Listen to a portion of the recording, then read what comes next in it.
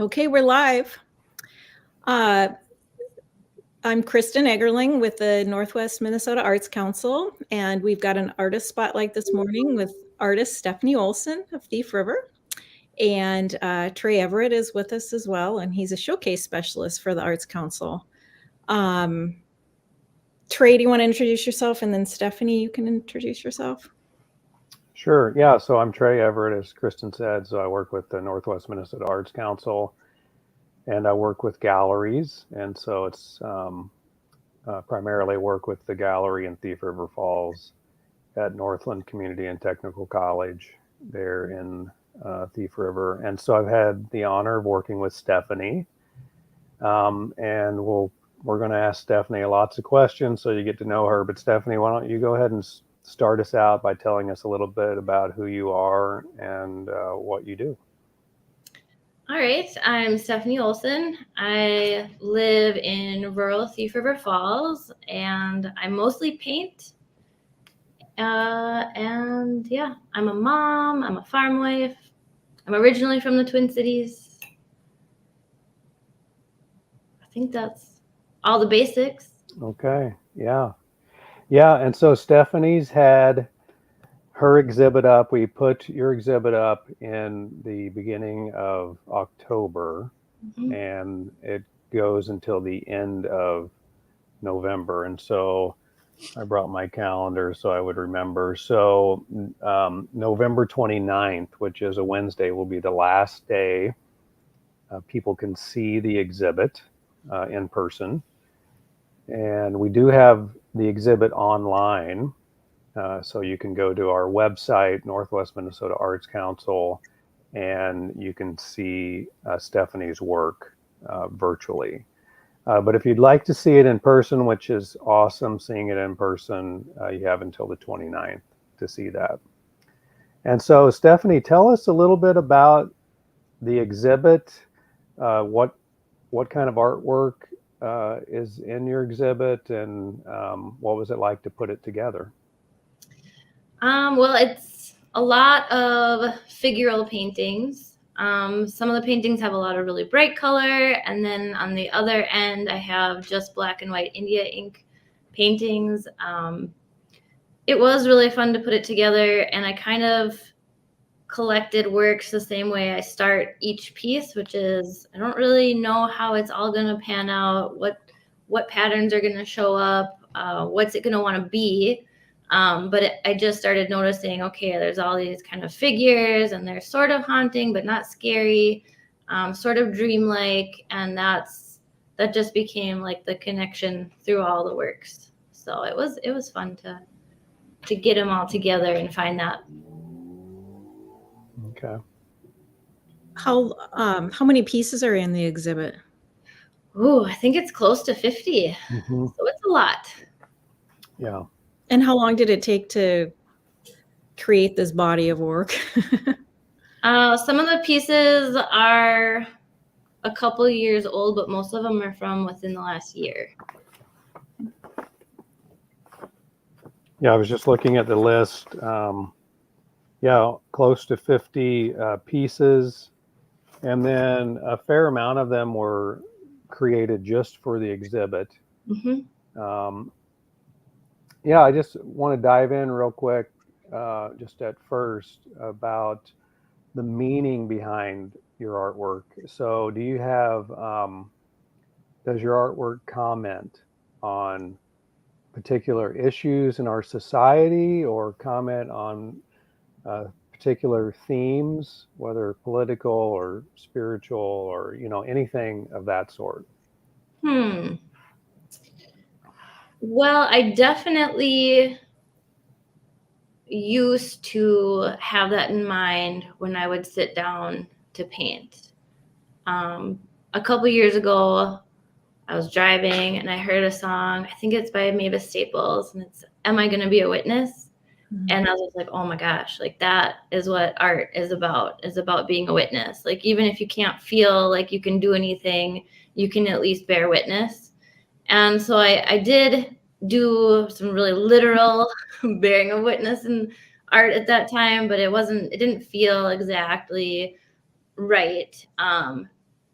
so now my art is more about like, okay, I'm bearing witness. How do I feel? And then that gets translated. That's what's on the paper or the wood or canvas is the emotion. And it does come from, you know, what's going on around me in the world. Because sometimes we feel like, well, that's a global story. I can't really claim that. But we can definitely react and still testify about it in a way. So yeah, that is a part of what's in my work, and it maybe isn't tied to specific events anymore, but it's definitely what I carry with me, what I'm carrying with me at that time when I sit down to paint. Can you talk about your process? Like, you know, now you sit down and you kind of paint what comes to you. You don't set out with something in mind usually, but do you have like, I usually paint on Saturdays for 2 hours, or because you have a full-time job. And so I'm sure it's hard to carve out time to create. It is challenging. And sometimes, you know, as a mom too, like I can feel guilty. Like I can't take time to go do this fun, frivolous thing when I need to do, you know, other stuff. So what I do, I carve out time at the end of the day after I put my kids to bed. That's when I feel a little more free to paint and just kind of relax into it. And sometimes I not relax, but just kind of come back from the day a little bit. But yeah, that's the time that I don't feel pulled anywhere else as much. Is work is done, kids are in bed. All right, now I can just be here and paint. So when you're painting, you know, let's say you set aside this time and you're going to work on, you plan to work on some art, and you don't feel it, like you've got these blocks, these creative blocks. Is there something you do to help get you into creativity? Do you just start, or what do you do about blocks? Sometimes I can just start, but one trick I do, because I feel that a lot, like the pressure of the blank page and turning it into something amazing, is I use those mixed media spiral bound journals, so I can kind of pretend and feel like, oh, I'm just practicing, or maybe this will just be a sketch, painting sketch for something. And that can really get me started. Sometimes I love it and it turns out to be its own perfect thing, but sometimes it does lead to something I can do on a more official piece of paper. But I think those are really great. There's just for me personally, there's less pressure, I guess, when it's meant for practice or sketching, and then it's a happy accident if it turns into something wonderful. Right. Okay. Yeah, I like that. So it's more like it takes all that heaviness away and I'm just having fun. Okay. Yes, just playing. Just go into like, okay, I'm just going to sit here and play a little bit. Was it hard that you knew you had an exhibit coming up and you had to create pieces for it? Like, how did that affect your creativity? No, it was hard. Just because I don't know, it really was different all of a sudden, not just creating to just, you know, hope something wonderful happened. You kind of needed something to happen, but I think you just still have to be kind of kind with yourself and not throw away what comes out. So yeah, it did. I did feel the pressure, but sometimes that can work really well too. Yeah, sure. I tried not to pressure you too much. It wasn't you at all. No, you were great about not pressuring me. It's just me knowing there's a deadline, you know. Right. So. Right. Yeah. So part of my work is with the gallery, with all artists. I check in. How's it going? You know, are you going to have anything? Because that has happened. No. So yeah, so I tried not to pressure you, but I trusted you, and you did great. I knew you would. With your work, your work is just like the title, Figures of Ghosts and Dreams. So you have this kind of mysterious, sometimes whimsical, ethereal artwork. How do you decide when a piece is finished? I struggle with that, actually. I definitely have pieces that have, been really good, and then I've overworked them, and then they're terrible. So I need to just pay attention to when it feels right and trust that. And it is hard. I miss that mark a lot, and lean towards overworking things. I think because a lot of times, like with the India ink, I don't know where the little editor voice comes from, but it's like, oh, this is just black and white. It's not finished. You need to make it finished, when it's okay when it's just black and white. So the color ones, because some of it is really simple. And so there's that little voice like, ooh, that's too simple. It's not finished. And then it gets destroyed when you try to finish it. So usually I do have to pause and take a step away and then come back and see if I think it's good enough as it is, or if it needs something else. That's where the editing comes in. Yep.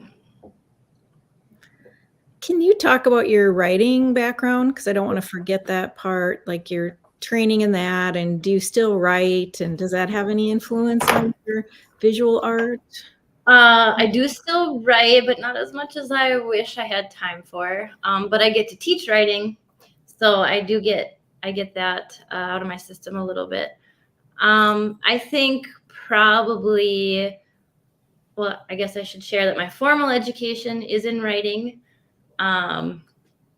So I probably should spend more time with it, but it does come into play with like the writing process, where you can start with, just get everything out, and then you can go back and keep working and eventually find a product. And then, I guess that's a really good parallel with how I approach painting. Just first pump something out, and then go back and see if it needs the editing, or if it's even any good, or the hardest part being getting something on the page. Yeah, there's a lot of connections there.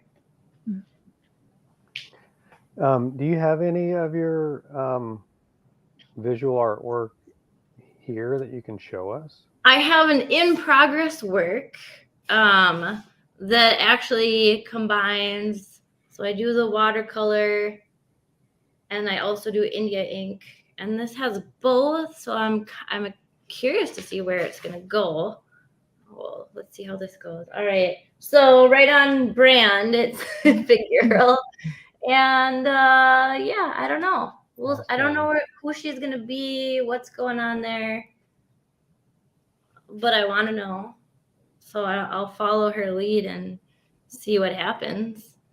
I wish I had a cat to show you guys. I don't know where the cats come from, but they seem to be. They have fans. So India ink cats that are just fun to paint. So it's a totally different. I don't know. Yeah, I'm a fan of your cats. They're just joy, pure joy, those cats. So, but they're all at the exhibit. So thanks for showing us that piece. I appreciate that, and can't wait to see the final outcome. So when you said something like, when you were showing that piece, I'll wait to follow her lead. Yeah. Tell us what that means, and how does that process work for you? I don't know. I guess I'll just I'll have a work, and it, like right now there's a lot of blue, and so I feel like it really needs like a little bit of orange. somewhere. Like there's got to be some orange happening somewhere just to go with the blue. So I guess maybe I'm led a lot by color. But then again, I don't know. Like there's the big blue of her body. Do I want to add line, or am I gonna kind of like how it's, I don't know, really ambiguous? I guess I just go with my gut when and I look for little cues like that, like color cues. What color is needed, or what color do I think would be great there? I wish I wish I had knew an exact step by step, then I'd probably get a lot more done. So when you add something and then afterwards maybe you're like, oh, that was not the way to go. It's hard. Can you backtrack, or how do you? Sometimes with watercolor, you can lift the paint off the paper again, but usually it's just, it's done. But it's not the end of the world, you know, just like with writing, when you have a bad rough draft, that work does usually show up in other drafts. Like you had to go through that, realize your mistakes to get to something better and good. So it's not worthless. It's just that's not going to be anything more than a bad draft or a bad painting. So yeah, it's not time wasted. And which came first for you? Was it writing? Was it visual arts? Well, they were both way back in childhood, but I suppose writing actually came first. But maybe they are more connected than I realized. I don't know. Mm-hmm. And was that something modeled for you in childhood? Did you have family members that were artists or writers? Both of my parents would deny this, but they are very visual art. They're talented. So like they would always doodle or do little things around the house like that. And I could see that. So I had that example. But writing was always really encouraged at home. We have a family story of my grandma was kind of like a party trick at parties. When she was like 3 years old, she could do Hamlet soliloquy. So yeah, it was always, reading was always really encouraged. And art as like a fun thing to do is always encouraged. So. And how about with your kids? Oh, they paint a lot. My daughter paints a lot. My son really likes more 3D, like clay and origami and stuff. And they're both way better than I am, so I can't wait to see where they take it. And they do like to write sometimes, not as much as they like to paint and craft. And I don't know, it's fun to see. What about you? Some of your biggest influences, you know, either writing or visual arts? Well, the first thing that comes to mind is mannerism. So definitely elongated necks, exaggerated features that way. I was raised Catholic, so there's probably a lot of that iconography influence somewhere. I do really love color relationships. So I really love Rothko, but I wouldn't say I do at all what he is about, but the influence is probably there. Yeah. How about mediums? I know watercolor, but I know you do other things. Watercolor, India ink. There's a lot of acrylic in the exhibit.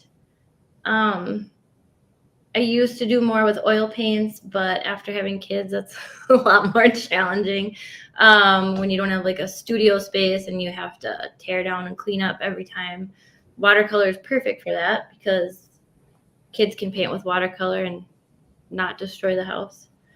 Yeah, it's mostly quick things like that that I can get out, enjoy, and also clean up really, really quick.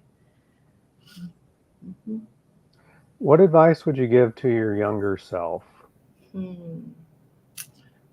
Ooh,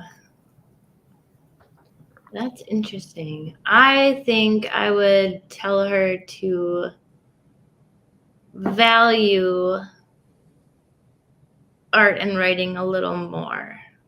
I think back then there was a lot of, and maybe still today, I don't know, thoughts that art and creative writing is, I'm going to say frivolous again, when really it's not. It can be necessary and you can have a career in it.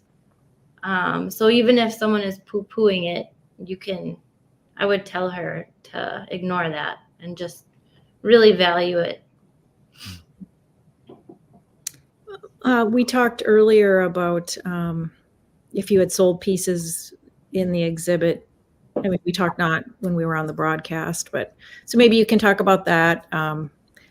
Or your pieces are for sale in the exhibit, and other pieces that you do. And yep, there are several pieces in the exhibit for sale. Some have sold, which is very exciting for me.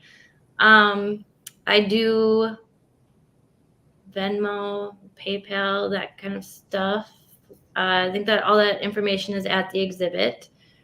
I do a small number of commissions every year.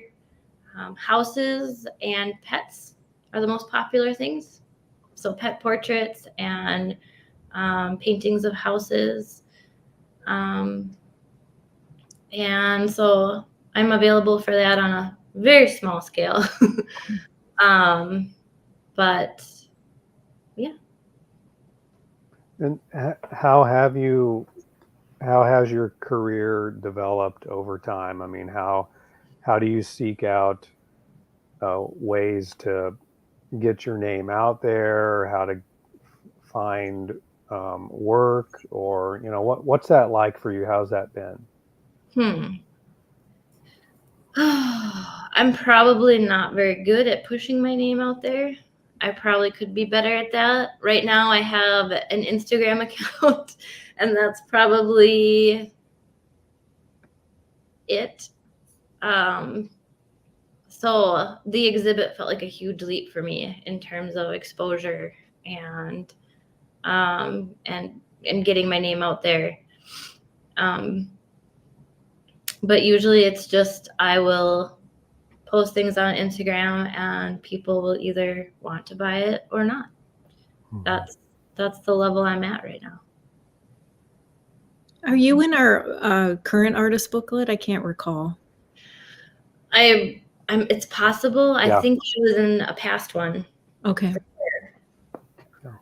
Yeah, and we have an enhanced listing on our website too. I don't know if you're in that. No, I don't know if I'm in that. Okay. That would be a way of getting you out there. Yeah. Yeah. So Stephanie, if people wanted to find out more about you, what's the ways to do that? The easiest is probably Instagram. It's just at S Olson Art. So that's probably the easiest way to reach me. Okay. And then, on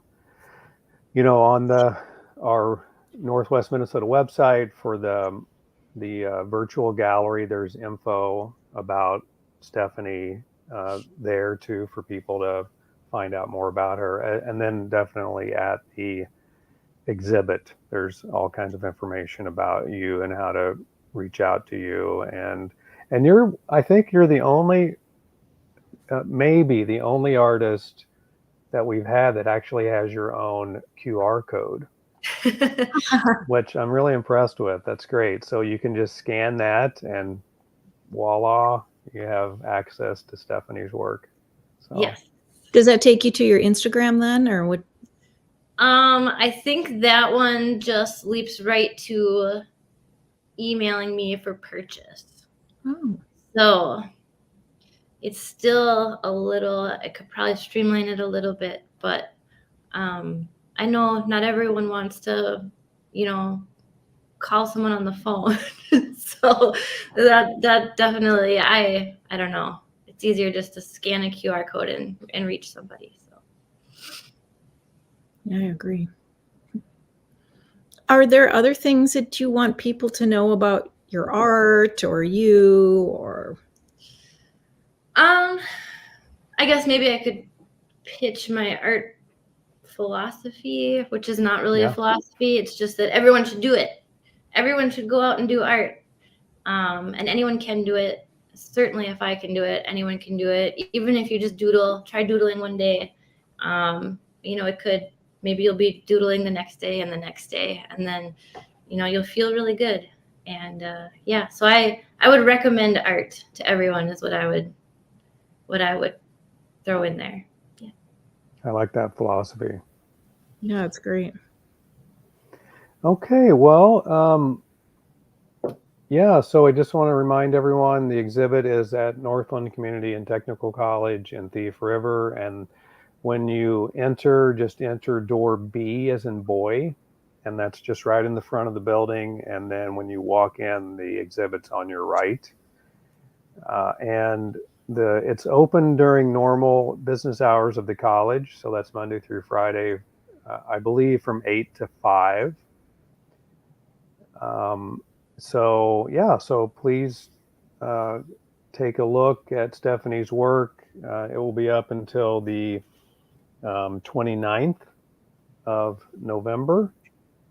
And then our next exhibit will go up. The Northwest Minnesota Arts Council exhibit will go up in January. So we'll have December off. But thanks so much, Stephanie, for being here and being in the gallery. Thank you for having me. Yeah, and even when the exhibit is not up, we'll still have the information on our website and the virtual walkthrough of the exhibit. So if you miss out on seeing it, you can see it into the future. You can still see the work and find out and contact Stephanie. Kristin, so that stays, all of those galleries just stay on our website. They do. Okay, yeah. Nice. I think you'd go into exhibits is one of the things on the top of the website, on the main page, and then you can click on that and you can just see exhibits that have been there, and then you can find the info. Okay, great. So 2 years, 3 years, 5 years from now, you can probably still see it. So wow. You're there to stay. Know that last summer. Yeah. Well, thanks for joining us, Stephanie. Thank you. It was really fun. Yeah.